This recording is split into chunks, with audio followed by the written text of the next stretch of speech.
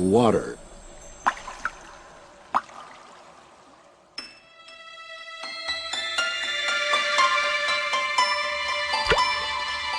Water, the most common substance on Earth.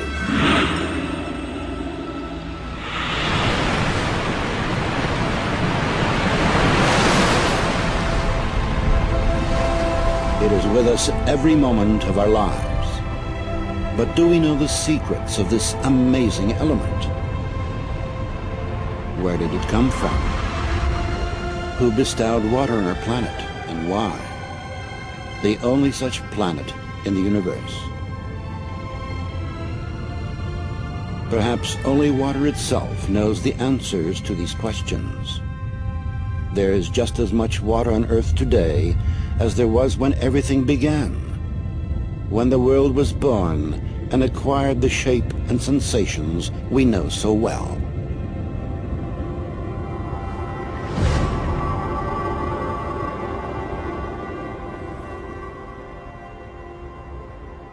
So what we did was what we always do here, do very careful work in a narrow field. So we said, let us focus on water, but we will look at it from many angles. In the Holy Scripture, water is more than simply a physical substance. It's a certain concept, and that concept is connected in a special way with the idea of life. Nothing in the world is softer and more yielding than water. Yet it wears down the hard and the strong, and none can overcome it, though anyone can conquer it. That which is yielding conquers the strong, and the soft overcomes that which is hard. Everyone knows this, but no one dares to live by it. The Chinese philosopher Lao Tzu wrote about water 2,500 years ago. I mean, water as such has been extensively studied. I mean, it is well known that water has unusual properties, physico-chemical properties, when compared to other liquids. No scientist has been able to explain, for example, why water's density increases below the freezing point and becomes less above freezing. Any substance contracts when it's cooled, but water does the opposite. It expands. People learned to exploit this unique property in the distant past. Inhabitants of the far north would quarry stone by pouring water into cliff face crevices before the frosts came. In the south, people pounded wooden wedges into cracks in the rock and then doused them with water. As they swelled, the wedges would break the stone. Much later, scientists established that water in pores and capillaries is capable of creating enormous levels of pressure. In a seed, for example, it reaches 400 atmospheres at the moment of germination. That's why a plant shoot can break through asphalt with ease. It's such a small molecule as well. It is very specific that these properties are of water. And you won't find other molecules that have all of the similar anomalies. If even a single one of these anomalies were missing, life itself would not exist on the planet. Every one of water's properties is unique, and they do not easily fit into the generally accepted laws of physics. Science has not yet been able to answer the question of why water is the only substance on the planet that can exist in three states: liquid, solid, and gaseous. Why does water have the highest surface tension of all liquids? Why is it the most powerful solvent on Earth? And how, in defiance of the Earth's gravity, is water able to rise through the trunks of gigantic trees against tens of atmospheres of pressure?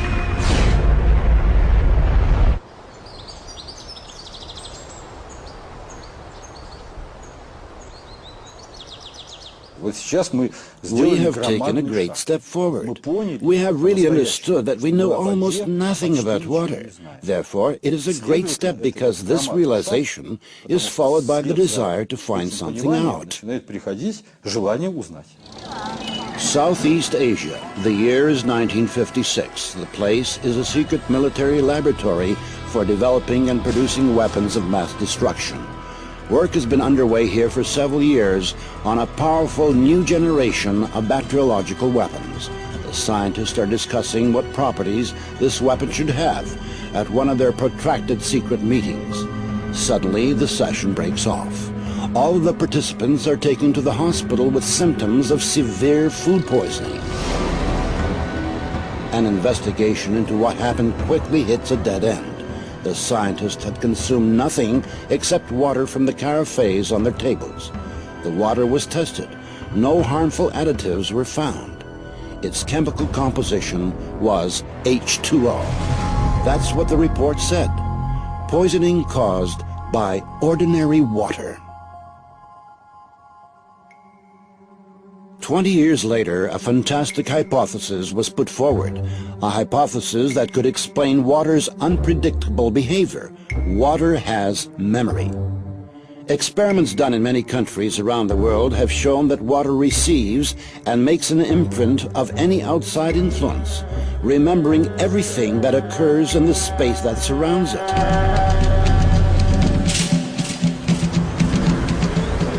Any substance coming into contact with water leaves a trace in the water. Had our ancestors guessed this when they used silver vessels to turn ordinary water into healing water? It is today the best antibiotic that is made, as good in Afghanistan and Iraq. The American army uses this water, 1 atom per 100 million, to kill all the germs in a wound. So the President of the United States uses this water to keep infectious bugs from his hand. So I said, how can this water be? As it records information, water acquires new properties, yet its chemical composition remains unchanged. So their theory was the chemical composition of the water is important. Now the sensational news is that that is nonsense. The structure of water is much more important than the chemical composition. The structure of water means how its molecules are organized. We can see how water molecules join together into groups. These are called clusters. Scientists came up with the idea that these clusters work as memory cells of a certain sort, in which water recalls the whole history of its relationship with the world as if on magnetic tape. People don't think when you turn on the light, the water is changing. When you turn on the electric field from the power lines, the water may change. So that is the direction of research. Water, of course, remains water, but its structure, like a nervous system, reacts to any irritation. Modern instruments have made it possible to record the fact that within each of water's memory cells there are 440,000 information panels, each of which is responsible for its own type of interaction with the environment.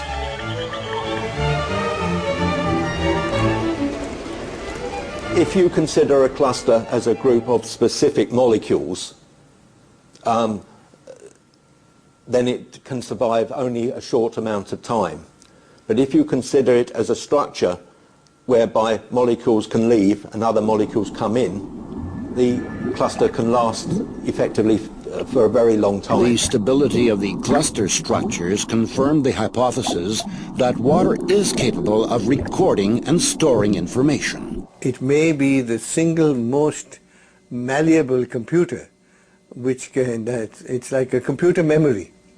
It's the memory of information. We must know how it is arranged. It is like the alphabet. If I give you the alphabet, you don't know a word, you don't know a letter, you don't know a sentence. So the molecular structure is the alphabet of water. And you must make a sentence out of water, and you can change a sentence.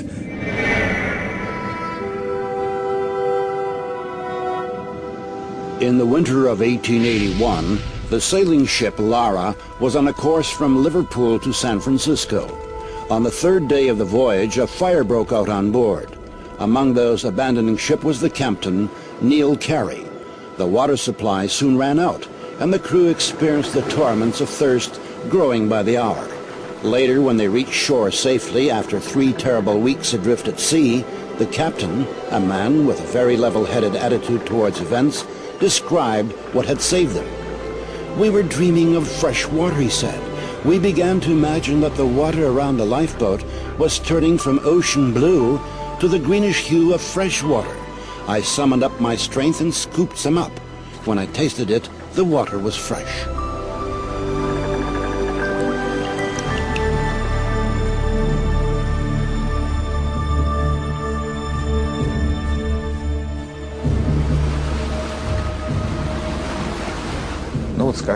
Well, take a famous event, when Jesus Christ turned water into wine.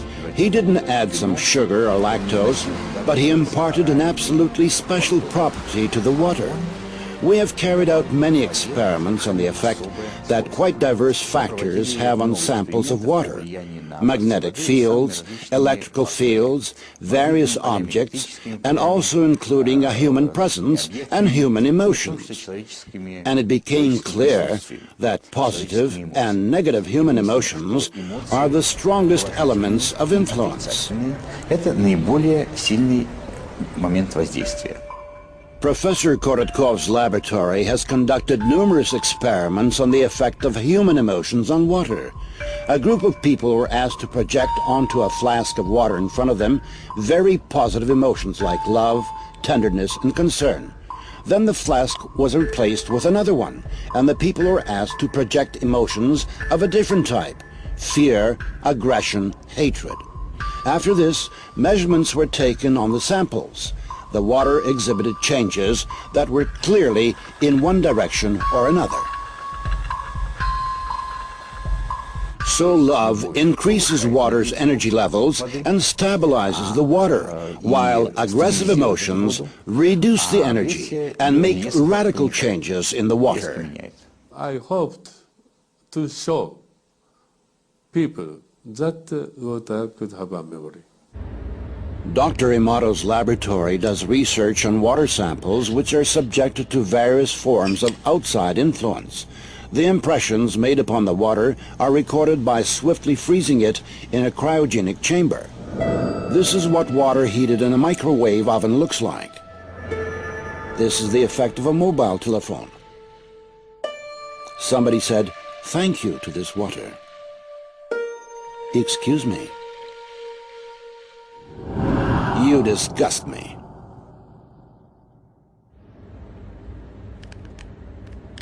With modern technology, it's possible to structurize water artificially. When seeds were grown under laboratory conditions using this kind of water, the soy sprouts had 6 times greater photon radiation than when ordinary water was used.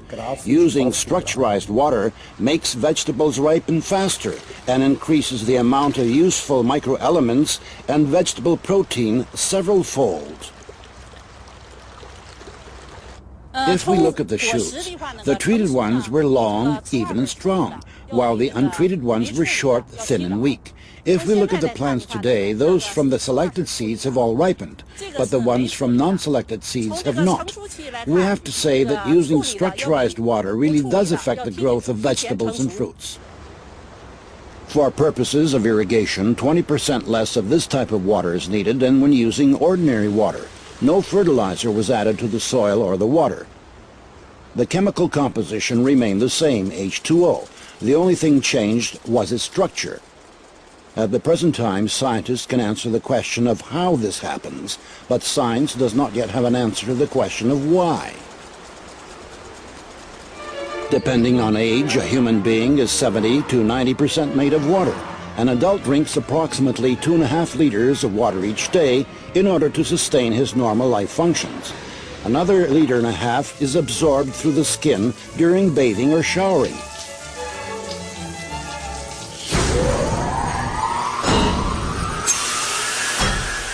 Water makes a long and difficult journey before arriving in our homes.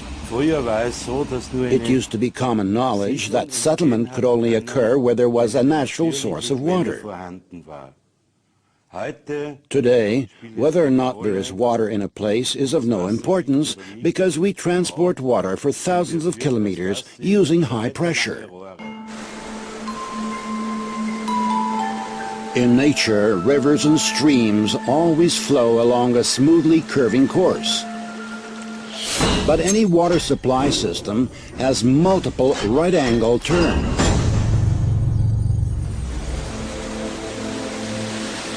The natural structure of the water breaks down more and more with each such turn.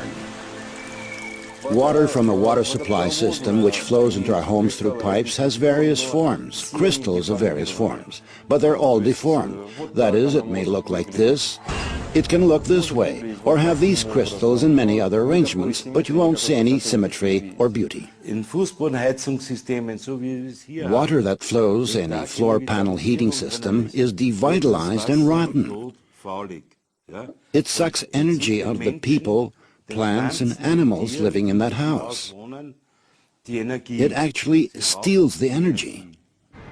It is well known that the water supply in many large cities is a closed-loop system. After undergoing aggressive chemical purification and passing through powerful filters, the water in these systems is returned to our homes, still remembering the chemicals and the violence it was subjected to.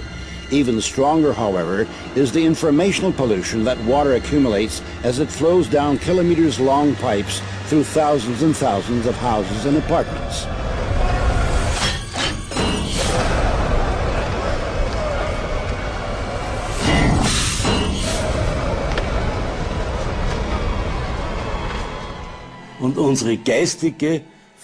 We pollute water spiritually, and this happens on a huge scale. Why? The water adopts all the hatred, all the malice, the stress. The water is almost dead by the time it enters our body.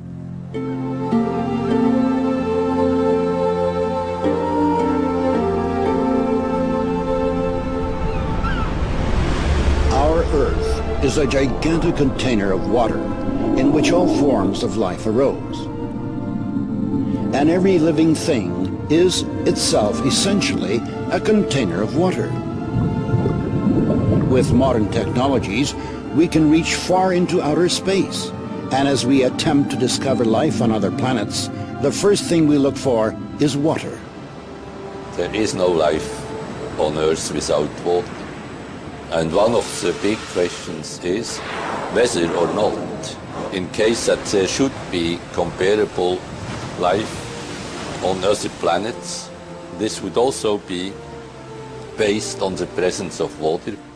There is strong belief that the first living organisms were in the water, and only much, much later did organisms develop that could live outside of the water. I don't think that this is at all a coincidence.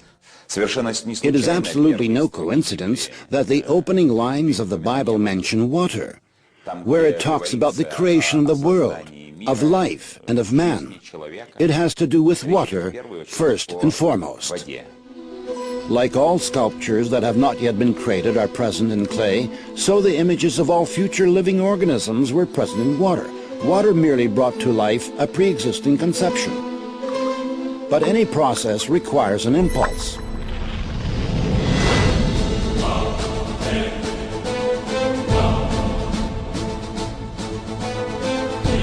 Wise men of ancient times believed that the impulse for life to arise was a primordial divine spark.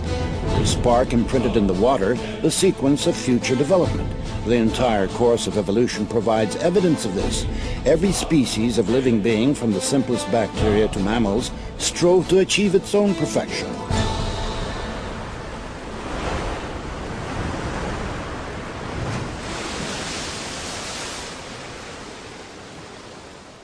Science most likely will never find out the exact process by which Adam was created, what went with what, and in what proportions. But the Quran, for example, says that water played a part in this by the will of God.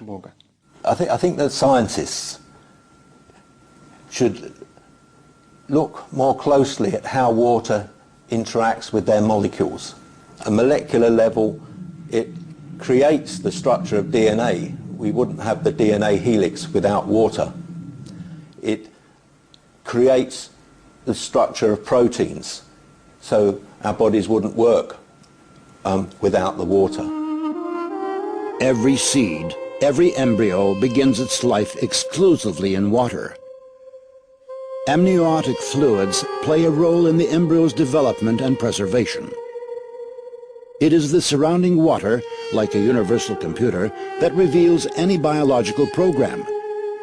And thus water is also the only thing that can change it.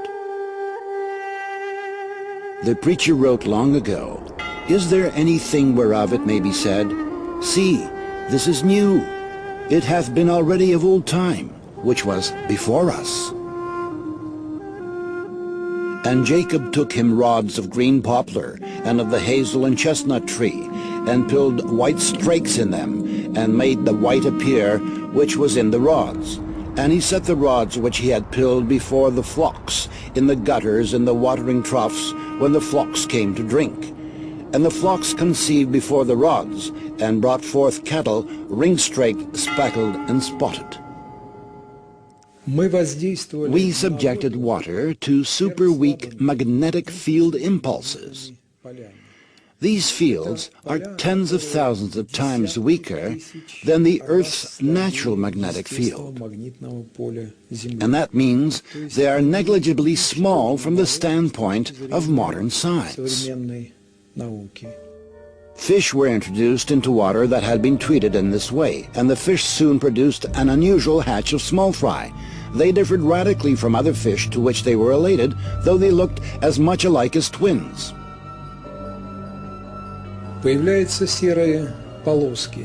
Gray stripes appear on the belly of all these males at once, along with colored spots, which had not been observed previously.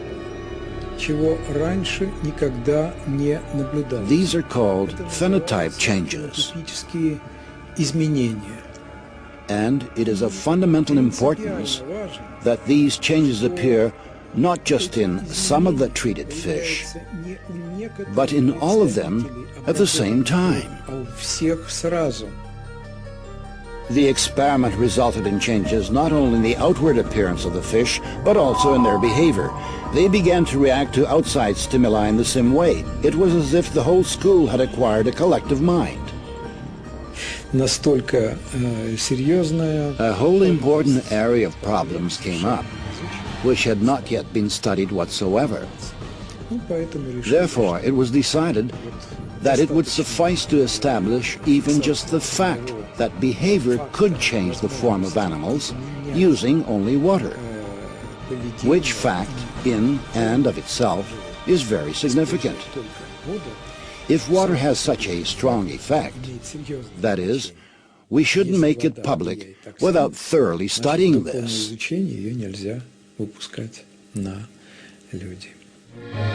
In 1932, sensational news traveled around the world. The American physicists Harold Urey and Albert Osborn had discovered that in addition to ordinary water, heavy water also exists in nature, deuterium-2O. The splitting of deuterium was the basis for the creation of the most destructive bomb, the hydrogen bomb.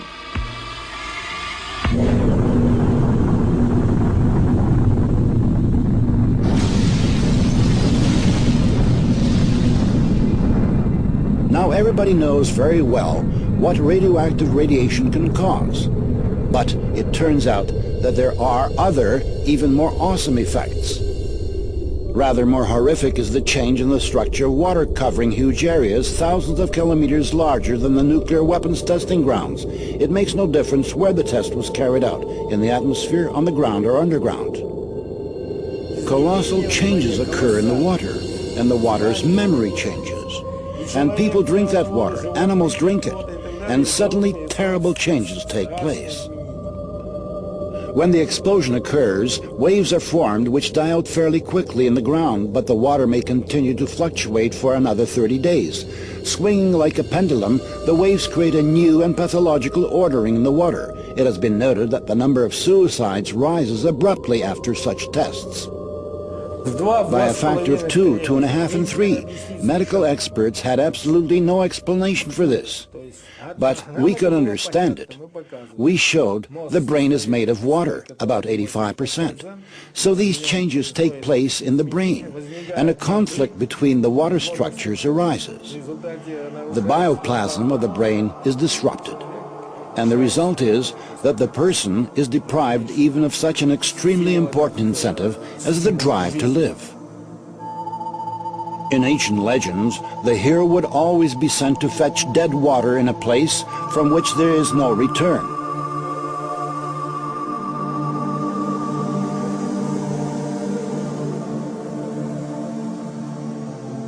According to tradition, the only sea on earth in which there is no life came into existence where the destroyed cities Sodom and Gomorrah had been located. The Dead Sea.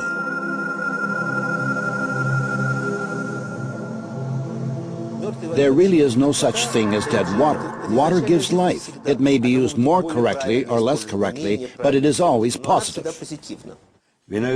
How a person handles water.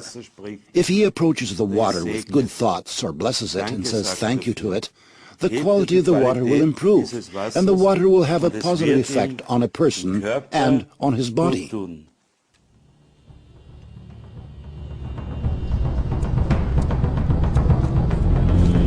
According to the chronicles, in 1472, Abbot Karl Gastinsis was arrested on the basis of a false denunciation and interrogated in connection with having caused a certain prominent lady to fall ill. While he was being held in a dungeon, the abbot was given only a crust of stale bread every day, along with a dipper of rotten, stinking water. After 40 days, the prison warden noticed that Father Karl not only had not gone into decline, but he even seemed to have gained health and strength, which only served to convince the inquisitors that the abbot had connection with dark forces. Later, Karl Gastinsis confessed under brutal torture that he had recited a prayer over the rotten water he has given, thanking the Lord for bestowing these trials upon him. After that, the water tasted bland and turned fresh and clear. We have 2 containers of emulsified crude oil, which is a byproduct of oil production, a stable combination of water and oil, which remain bound in this state for years. The test sample is irradiated. The element will treat 1 container for 7 days, making the water molecules lessen their contact with the oil molecules. After 4 days, we compare the test sample and the control. The water has separated from the oil. At the boundary between the water and the oil phases, there are crater-like formations. This means that the separation process is continuing. The fields we use to influence the water are comparable in intensity with the electromagnetic field of the human heart. On the 7th day of treatment, the experiment is over. The water has completely separated from the oil.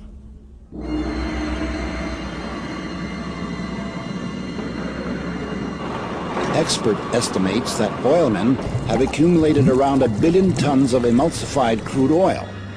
It cannot be used for industrial purposes. Ultimately, they get rid of the emulsion, pouring it right onto the ground. And then horrible sludge lakes are formed in the oil fields.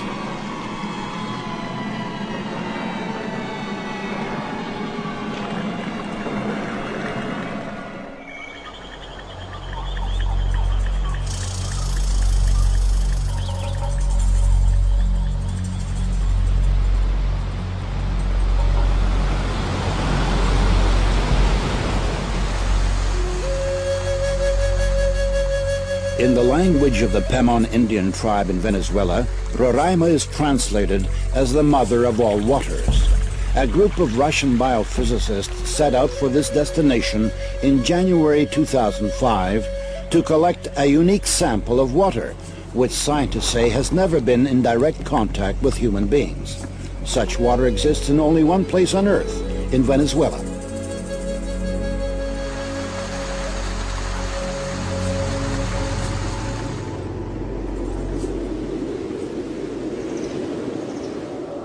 According to one hypothesis, a continent called Gondwana existed in the southern hemisphere during the Paleozoic era. Powerful tectonic processes occurring in the Earth's crust 3.5 million years ago split it into several parts.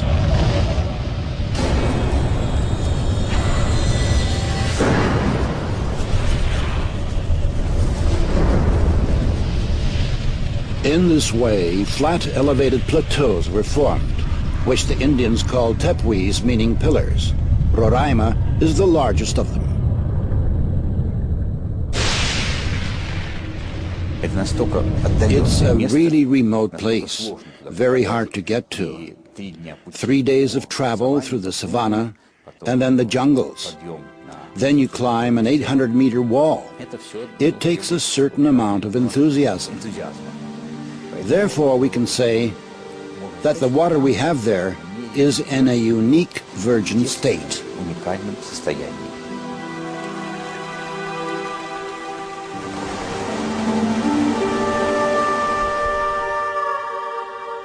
There is always a large cloud over Roraima.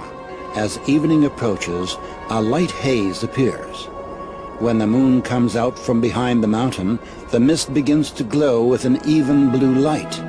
And in that light is visible how fine droplets of moisture are hanging in the still air.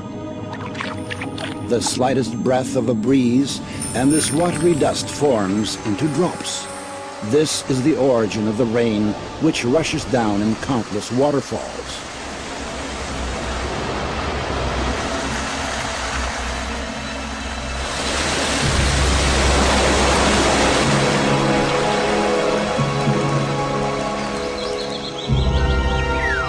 So today is January 30th, 2005. Water collection number 16. Then we shall pack it all up in foil. And in this form, this water will hold its energy for several days, with the air of these places. Then we'll arrive in St. Petersburg, and we'll calmly carry out at our laboratory analysis several thousand kilometers away, and only then will we be able to draw any conclusions. Professor Korotkov's laboratory has developed an instrument that can determine the energetics of water. It works on the basis of the Kirlian effect. Everything that enters a strong electromagnetic field begins to emit light. The greater energy the object possesses, the brighter it shines. The water from Venezuela was compared with ordinary drinking water. We can say that this water is not double, not triple, but 40,000 times more active. So these are really two fundamentally different substances. And water of this type, this water which immediately activates the body, it activates the whole system. That's why there, when we were in those places where the Indians, despite the deprivation in which they live very long lives and are pretty happy. And they absolutely do not want civilization to come to them. Чтобы к ним приходила цивилизация.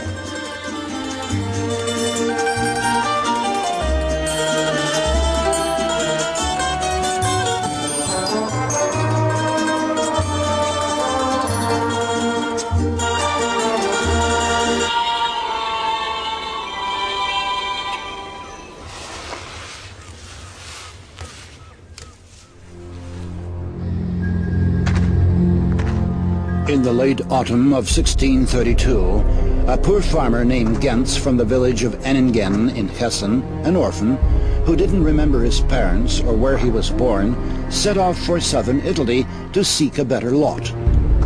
His route ran through the city of Waldshut am Rhein, in the eparchy of Constance. Suddenly Gentz was literally stabbed by the feeling that these places were very directly related to him. It was as if the shepherd's legs led him where he should go, which was into a grove. Entering it, Gentz looked around. Not far away, a spring was coming right out of the ground. The young man approached it, bent down, and drank the water.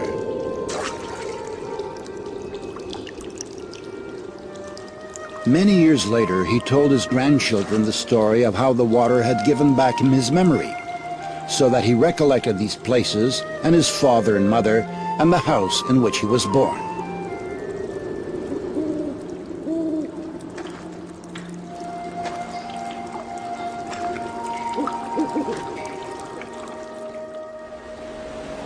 Modern science maintains that the water structure of each person's body is identical to the structure of the water in the place where he was born. Therefore, our internal connection to our place of birth is preserved throughout our life.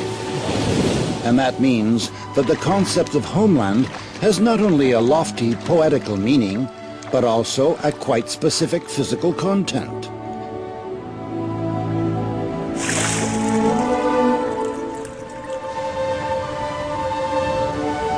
Nowhere in the world is the water the same.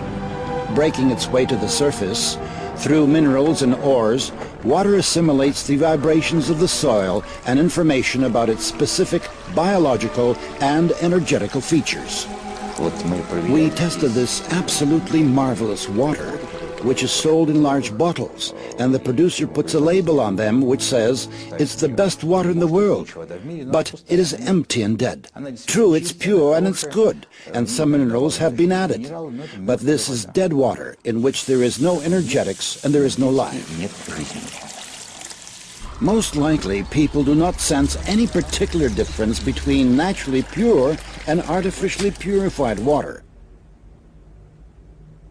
But any animal will always choose water from a spring, because this water is loaded with natural energies.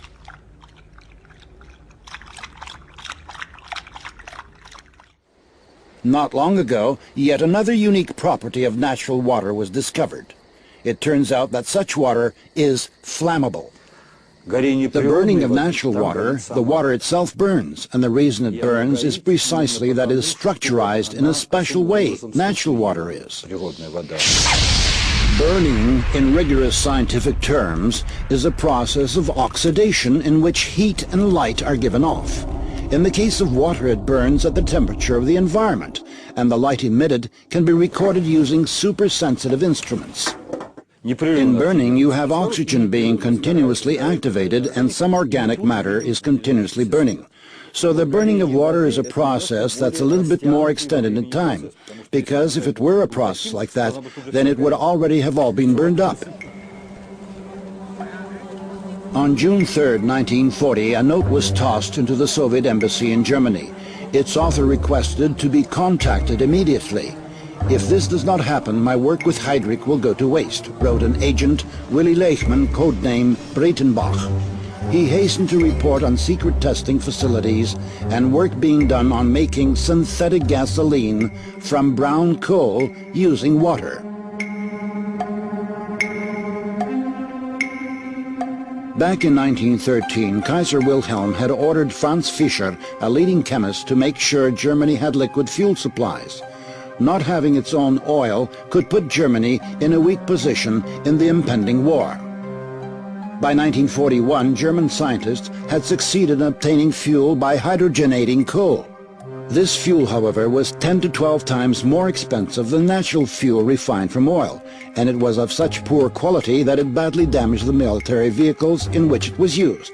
After the war, these efforts to produce fuel using water were abandoned as futile.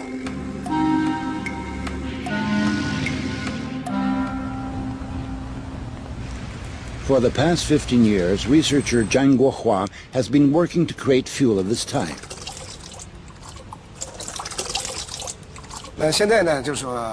Now we shall demonstrate for everyone the process of preparing emulsified diesel fuel and show its two aspects. One aspect is increased energy, and the other is the reduction of exhaust gases.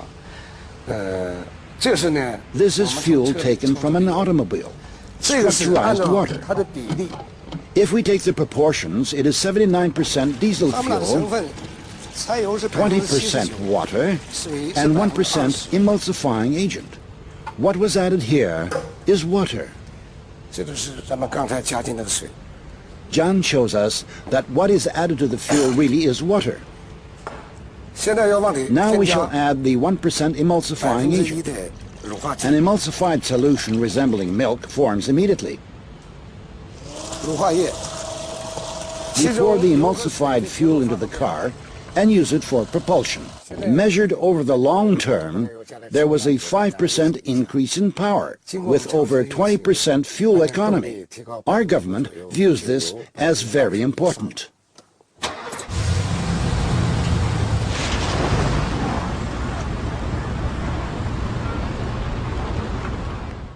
I think that not even all chemists remember this aspect. If you take gasoline and completely dry it out, it always contains some quantity of water.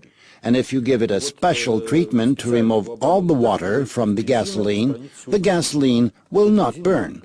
This was known already in the 19th century. To burn anything whatsoever, there has to be at least some quantity of water.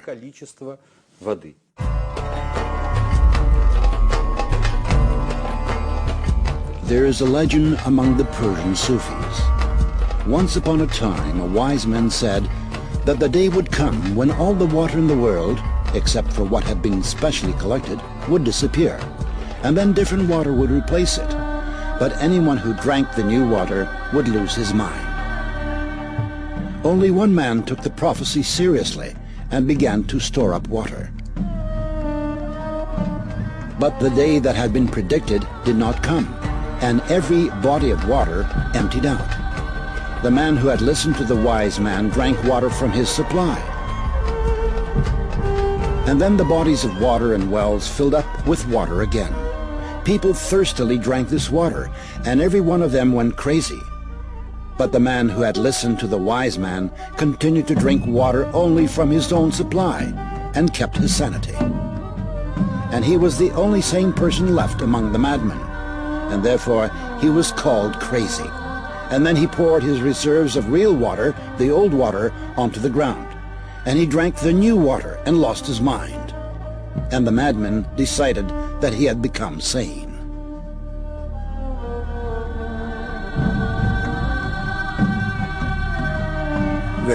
A major part of our brains are water. So the water and the easy movement of the water molecules and so on will leave part of that imprint. So yes, to some extent, the water is implicated in the patterning of the information in the brain. Now when you look at organs, say the heart or the lung or muscles or the brain, then all that you can see in a simple NMR experiment is the water in these organs. The water, your head is full of water. There is nothing else but water, almost. That means there is a human being here, there is a water. And this water, if this water has many kind of information, so if that water is injected to his human body, this information will be converted to this human being, and that may change the character of human being. Let us see how this type of water affects human blood. The doctor is drawing blood from a patient's finger.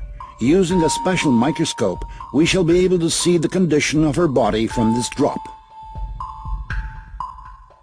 These are red blood cells, and they've lost their electrical charge, so they're all stuck together in a formation called a rouleau. Here's a huge symplast. Symplasts are associated with heart disease and arthritis and lung disease and many other conditions that could be coming in the future. The doctor asks the patient to drink a small amount of structurized water. After 12 minutes, the doctor again draws blood from the patient and studies it. So you can see that the cells then become buoyant, they become slippery, and they have their electrical charge, so they repel each other. That allows them to carry oxygen, and it means that we're changing the pH of the blood back to an aerobic environment rather than an anaerobic environment. I think that's utterly amazing that just drinking water could do that. Traditional Eastern medicine has been based for many centuries on the vibrations and resonance of the body's water content. The pulse indicates if the resonance tone is right. It is believed that the pulse may be strong, weak, cold, or hot. On the basis of this, an experienced physician carries out a kind of energy scan of the body, makes a diagnosis, and prescribes treatment. We do not heal with water, because a person, the human body, is water. The person simply reads the mantras in order to correct the bad water he has inside. How this hidden effect works is not known. In all the world's religions, Christianity, Islam, and Judaism, it is the practice to recite a prayer before taking food or to consecrate the food during major religious holidays. How often do we stop and think, what for? And how did the certainty arise in such dissimilar religions that this is the right thing to do? Why did something that science is only now trying to understand seem obvious to our ancestors? It turns out that the frequency of vibrations in the prayers of any religion uttered in any language is 8 Hertz, which corresponds to the frequency of the oscillations of the Earth's magnetic field. Therefore, a prayer pronounced with love creates a harmonic structure in the water that is an ingredient of absolutely all foods. We now have some idea about how this happens through the structurization of water clusters, water molecules. Therefore, we can take some purely practical advice from this. To sit down at the table in a very good mood, and under no circumstance to dine with cruel or aggressive-minded people, because this will have a direct destructive effect on our health. In 1995, Dr. Emoto Masaru was the first one to record musical impressions on water.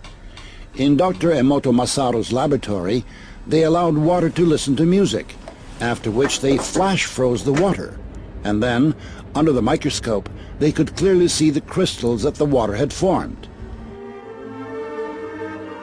Here is what the music of Bach looks like.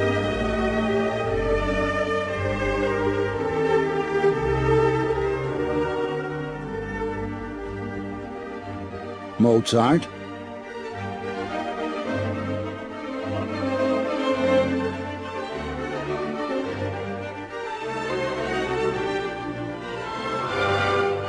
Beethoven,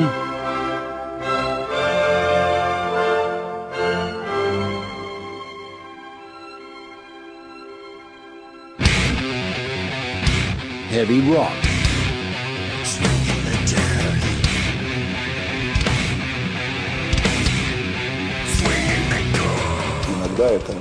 sometimes it's just certain eruptions, emotional ones, which cause such absolutely negative results. I can't recall a case in which such a negative spewing out of emotions as this happened at a classical music concert. Experiments show that aggression causes a sharp change in water's memory. Such water can provoke an aggressive state in hitherto calm people.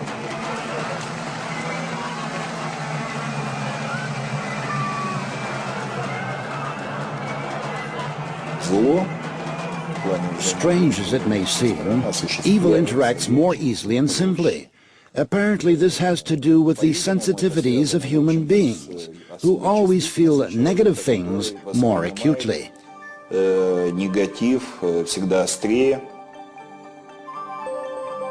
Dr. Emoto has conducted another interesting experiment.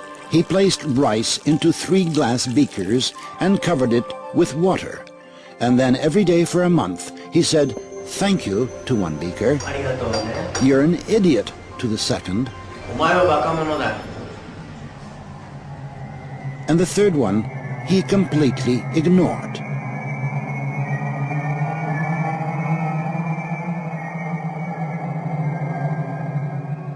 After 1 month, the rice that had been thanked began to ferment, giving off a strong, pleasant aroma. The rice in the second beaker turned black, and the rice that was ignored began to rot. Dr. Emoto thinks that this experiment provides an important lesson, especially with regard to how we treat children. We should take care of them, give them attention, and converse with them. Indifference does the greatest harm.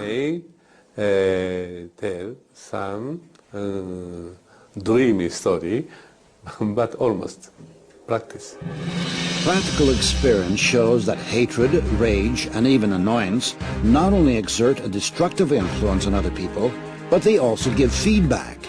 Das beginnt geistig in Gedanken, wenn man negative Intellectually, Gedanken aussendet, at the level of thoughts, a person who sends negative thoughts is polluting his own water, of which his body is 75–90% composed, and giving it a negative charge. wird dieses Wasser negativ belasten. Many laboratories around the world have repeatedly carried out an experiment that produces similar results. Water from a single container was divided into two portions. One part was subjected to an outside influence that changed the structure and properties of that water.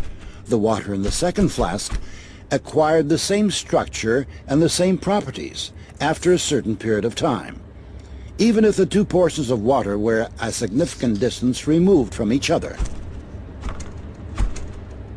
The water has very important photographic memory, we can say that, and also you can imprint it with very subtle energies, even from 10,000 kilometers. Does that mean that remote communication occurs between human beings who are essentially structures composed of water?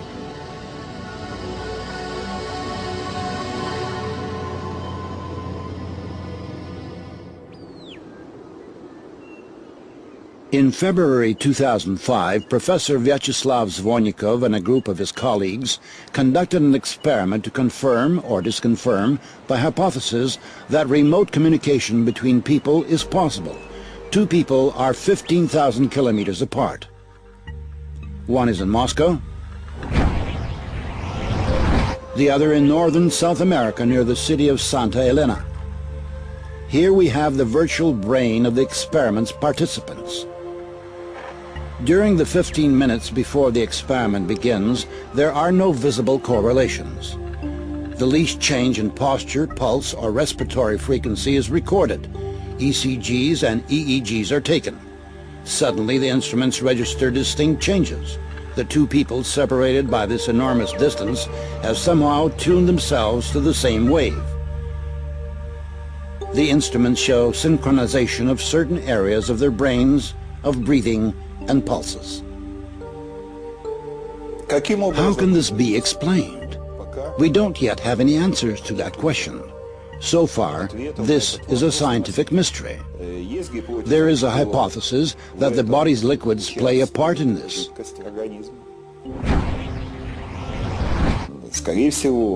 Most likely, and we do have a good deal to confirm this, liquids within the body also carry out a sort of information transmission function. So therefore our actions every day is very important. And our actions are related to nature, to the whole cosmos. So what one does doesn't just affect themselves, it affects other people and it affects the whole universe. Мы изучали воду в период затмения солнца. We studied water during solar eclipses and when comet Schumacher-Levy was passing in those periods of time. And it turned out that a tissue culture in water, when a solar eclipse is in the offing, a week ahead of time before the eclipse, when everything is still far ahead, it already begins to fade.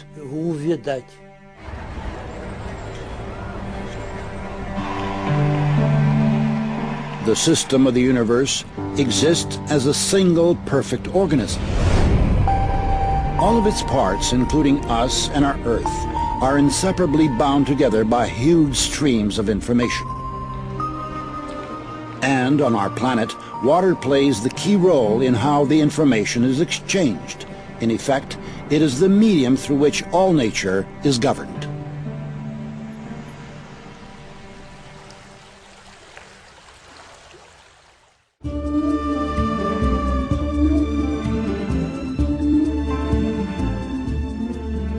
The The Chinese chronicles tell about the Taoist hermitage Chang Chung, who is known to have met repeatedly with Genghis Khan for lengthy conversations. Once, when the country was being ravaged by an unknown epidemic, the ruler of Beijing asked the hermit to protect the people. He prayed, and the sickness retreated.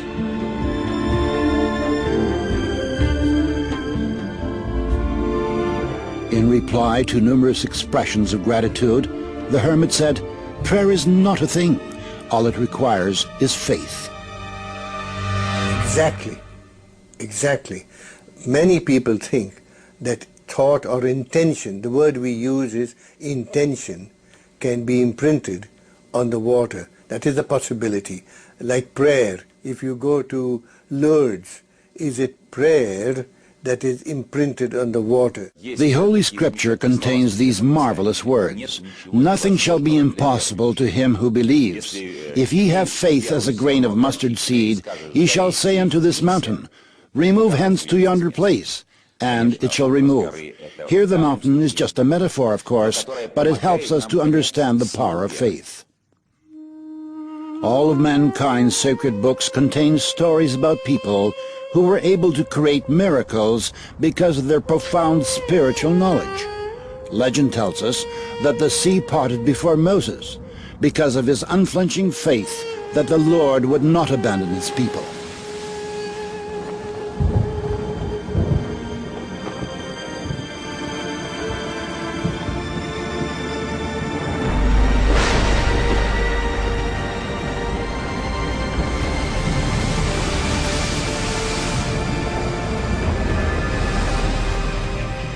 We have totally undisputable evidence that prayer influences sick people to get better, and it has caused absolutely fantastical recoveries, such as the spread of gangrene stopping suddenly in a person who already had it. Вот со святой водой больные животные или... With holy water, when it's poured over sick animals or a dying plant, they revive. Это факт. Those are the facts. And no physical chemist currently is able to understand it. They simply can't. Понять этого не может. Не может. January the 18th. It is the eve of the Orthodox feast of the Epiphany. 2 flasks are filled with ordinary tap water. Early in the morning, one of them is set inside the church, near the vessel over which the sacrament of sanctification is to be performed. Every year on January 19th, the faithful and even non-believers hurry into churches to pick up some of the baptismal water. It is believed to possess extraordinary properties. In order to confirm or refute this, the 2 flasks were taken to the laboratory for study immediately after the service. Here the water was frozen in a cryogenic chamber and photographed under the microscope.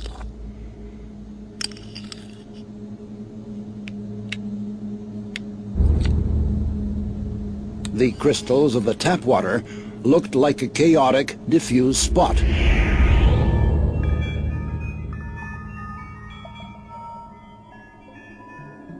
While the water that had been in the church had the rectilinear, symmetrical form of a 6-pointed star.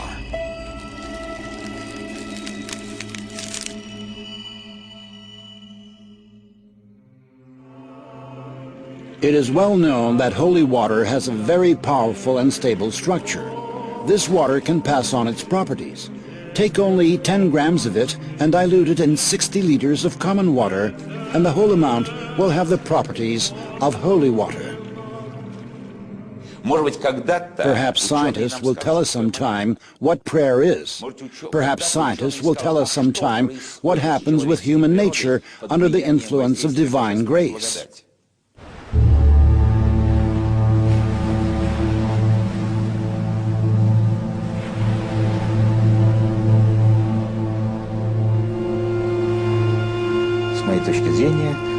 In my view, what Jesus did represented an informational influence in the water. He acted with his spirituality. He acted through higher spiritual powers.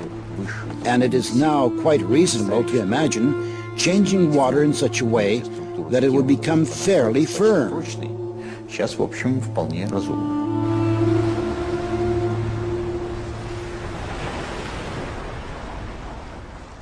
It could be radiation, but could it be only subtle energy? And we are very interested in how subtle energy can be detected by a material.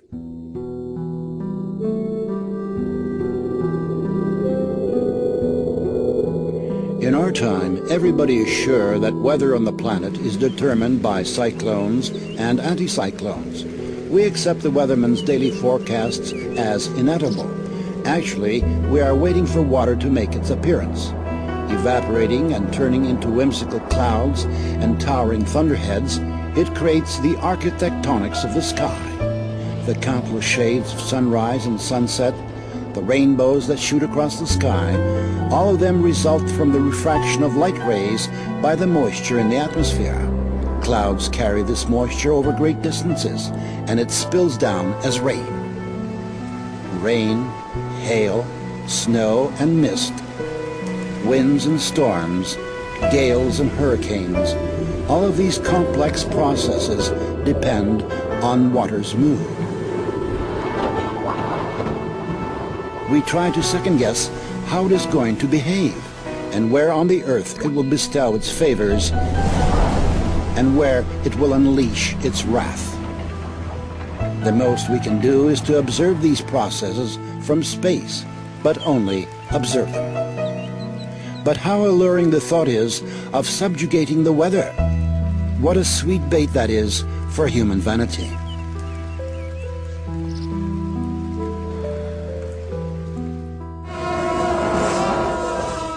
Many peoples have preserved the practice of influencing weather and atmospheric phenomena. These rituals are carefully passed down, unchanged from generation to generation. If my tributes have been convincing enough, if I have chosen the right time and the right place, and have recited the mantras correctly, and from a pure heart, then the Lord of the water gives us water.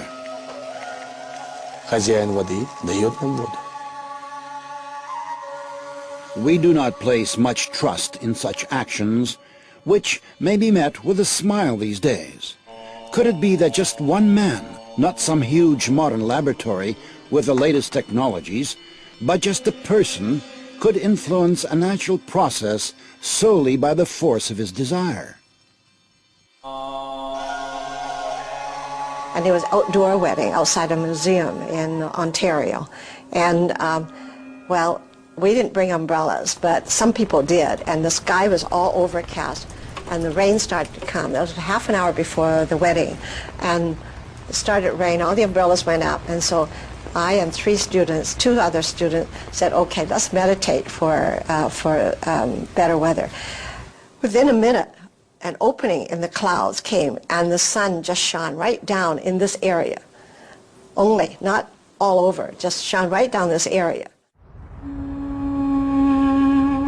By the summer of 1991, Israel had no rain for 2 years. The water in the country's only freshwater lake, Lake Kinneret, had fallen 15 centimeters below the critical level. Then 10,000 Israelis gathered at the Wailing Wall to pray for rain.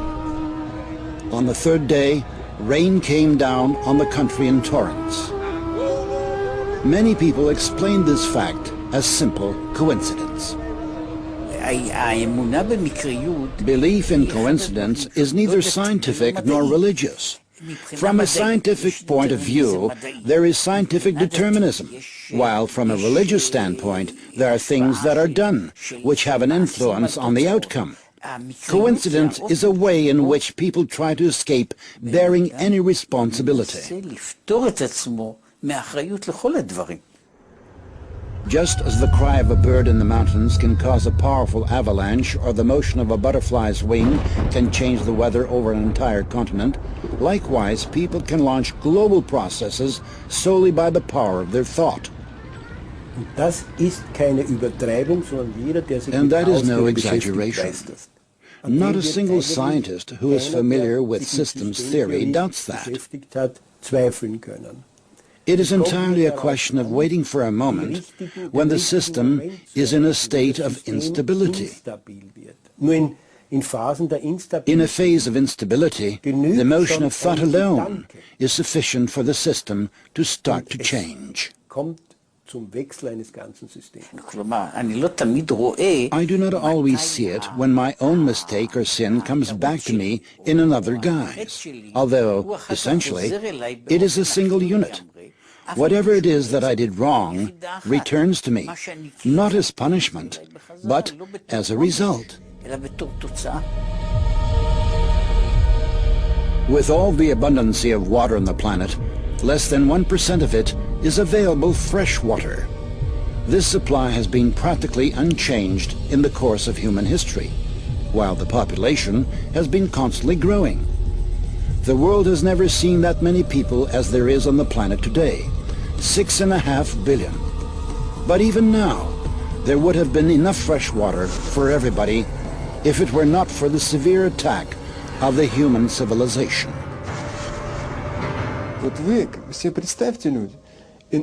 Look, imagine, if there will simply not be any water, that it will go away deep underground. Who shall give you water, which will spout freely from the ground and be easy for you to reach? Today, more than 1 billion people of the earth lack access to safe drinking water. Over 5 million people, half of them children, die for this reason each year. This is 10 times more than perish in wars each year. If this problem is left unsolved, water may become a source of international conflicts in the 21st century. Already now, it is gradually attaining the status of a basic resource, which is beginning to figure in the political dialogue among countries and peoples.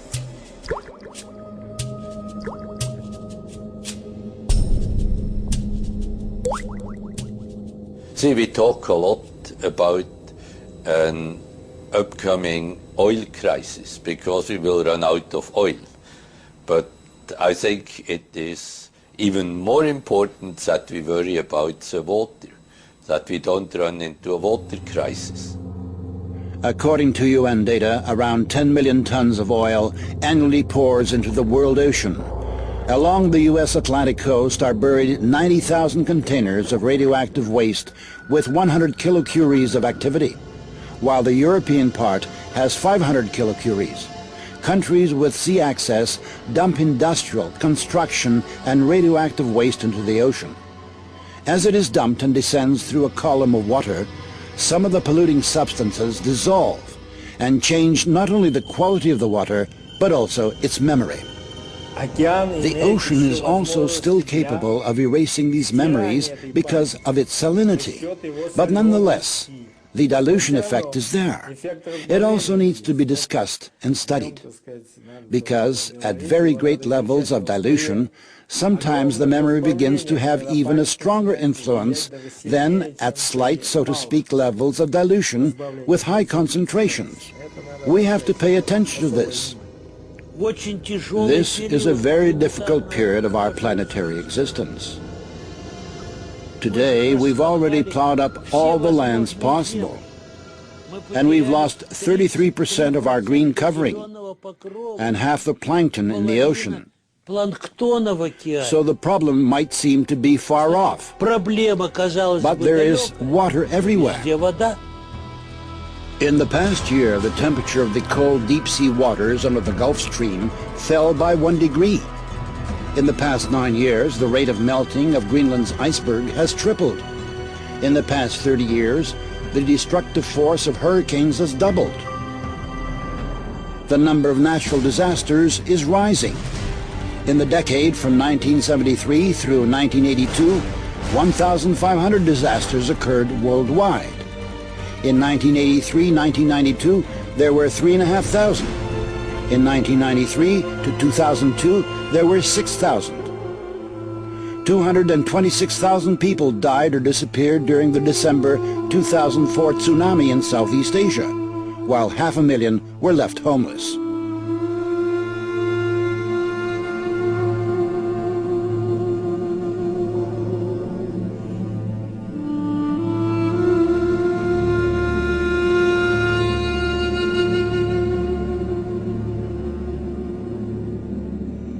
The October 2005 flood in Europe left 200,000 people homeless. Around 1,300 people died during Hurricane Katrina in August 2005. 1 million people were left homeless.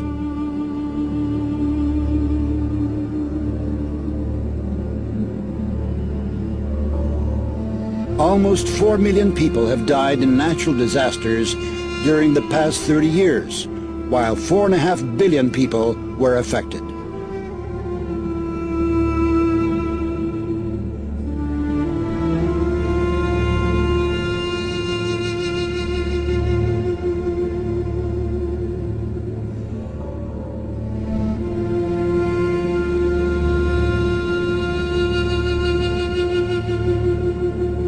Если спросить сегодня If you ask the ordinary man in the street today whether or not man and human activity are to blame for the increased number of hurricanes on the planet and their increased destructive force, I think that every other person will say yes.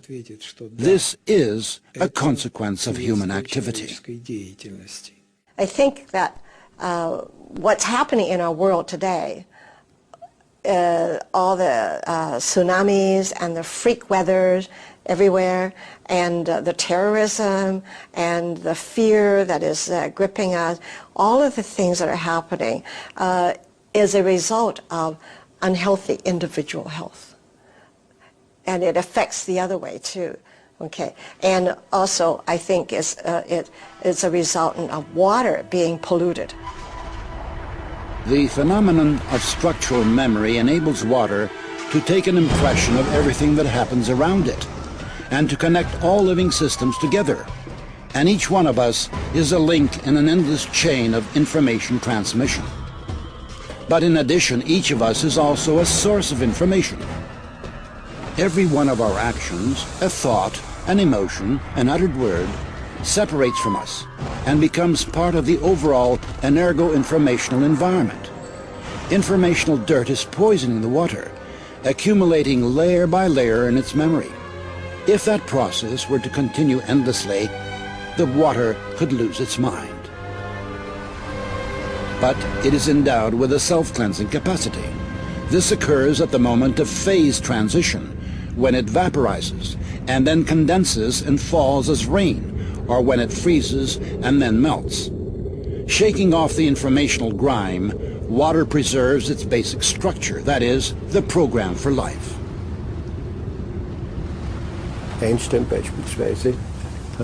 Einstein, for example, once said, "I would like to know what he is thinking," meaning God.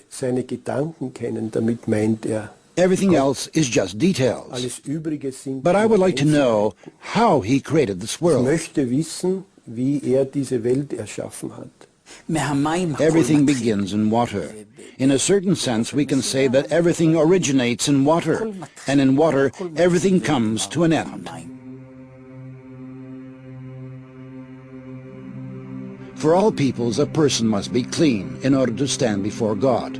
In all the world's religions, water is a kind of intermediary that unites man with the Creator. The Jews perform ablutions in mikvahs. For Muslims, ablution is prerequisite for prayer. If we trace the references to water in the Holy Scripture, they are often associated with the idea of purification. This is most vivid, of course, in the narrative of the baptism of the Israelites in the River Jordan in the time of the prophet John. John the Baptist, the forerunner. John baptized with the baptism of repentance, and the image and the symbol of people's repentance was immersion in the river. омовение в реке. In the Christian church, there is the sacrament of baptism. First of all, why is it a sacrament? Because it remains ultimately hidden from us. What happens with a person at the moment of baptism? It is known that the divine energy, which in the language of the Church we call grace, descends upon the person.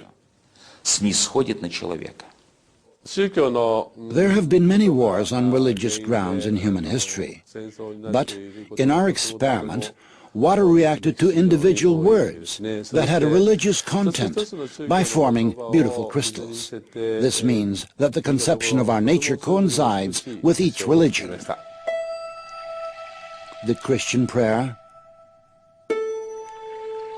the Buddhistic prayer, the Muslim prayer. Dr. Emoto presumes that serious crimes are committed most of all in areas where people curse the most often. Idiot. I hate you. Laboratory containers of water were inscribed with hieroglyphs denoting words and the names of well-known people.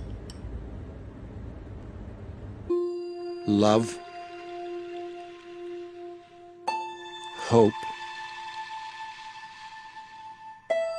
soul,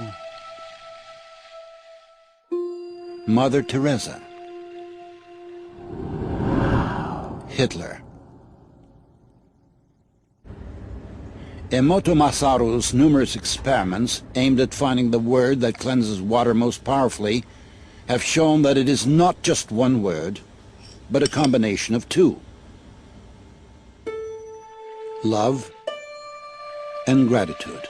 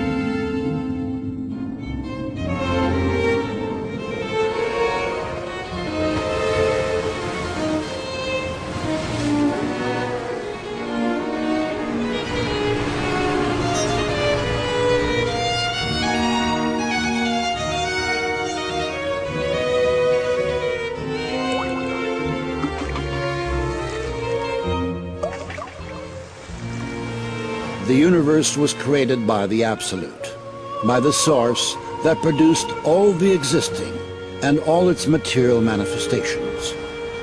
Each of us has an element from the water of primeval ocean.